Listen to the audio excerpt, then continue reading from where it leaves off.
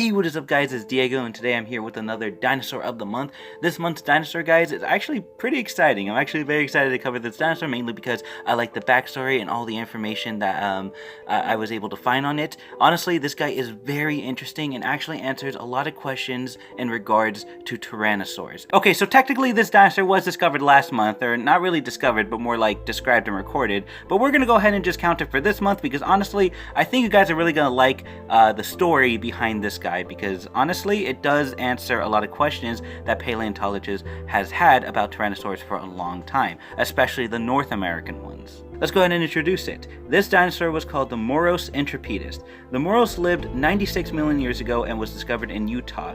One of the key features about this dinosaur was the fact that it was a deer-sized tyrannosaur, only being about 4 feet in length and weighing about 78 kilograms or 172 pounds. So despite being a tyrannosaur, this guy was very small, especially in comparison to the much larger movie-sized tyrannosaurs that we all know and love. Now you're probably sitting there thinking, okay, it's just a small tyrannosaur. What importance could it possibly have? Well, you have to understand that as far as North America goes, nobody really knows how the tyrannosaurs really got to the size that they were. And as you guys may already know, in the late Jurassic era, the apex predator of that time were the allosaurs. And in case you didn't know, the allosaurs were distant relatives of the tyrannosaurs. The allosaurs, amongst other larger predatory dinosaurs, were the last of the larger carnivorous creatures of the late Jurassic era, before the early Cretaceous came and the rise of the tyrannosaurs. The problem is, there is a huge gap between the apex predators of the late Jurassic era and the tyrannosaurs of the late Cretaceous era. And this problem hasn't been solved until recently when the Moros intrepidus was discovered.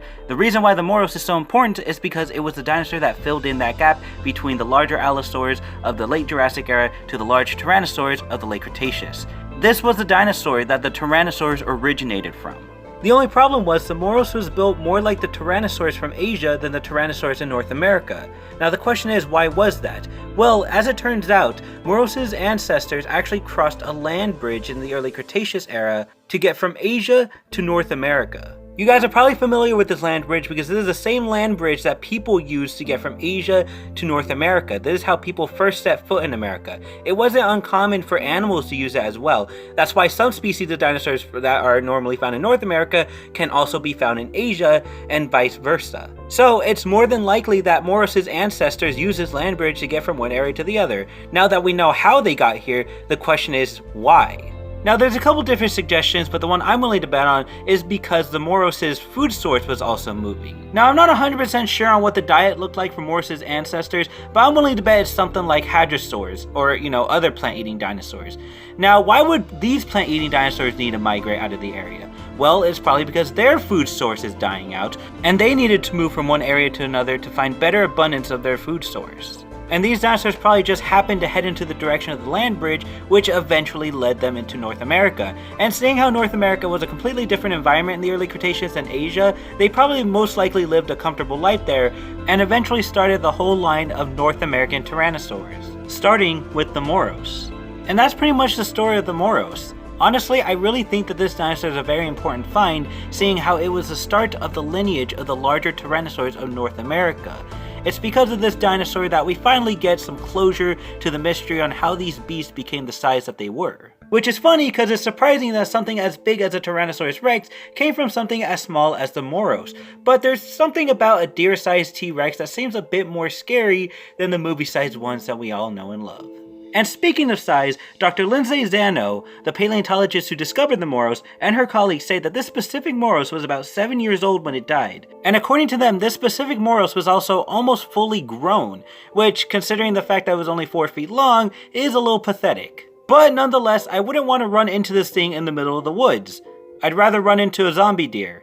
But despite its small size, the Moros' name comes from the Greek Moros, the embodiment of impending doom, and intrepidus referring to, as the article says, the hypothesized dispersal of tyrannosaurids throughout North America. Not really sure what that means, but, cool. And that's pretty much it, guys. That was all the facts I was able to find on Moros. I'm pretty sure there's more out there, but I really just wanted to focus more on how it was the start of the tyrannosaur lineage, which again is very interesting to me, and I just like how it just answers that mystery that paleontologists have been trying to figure out for years.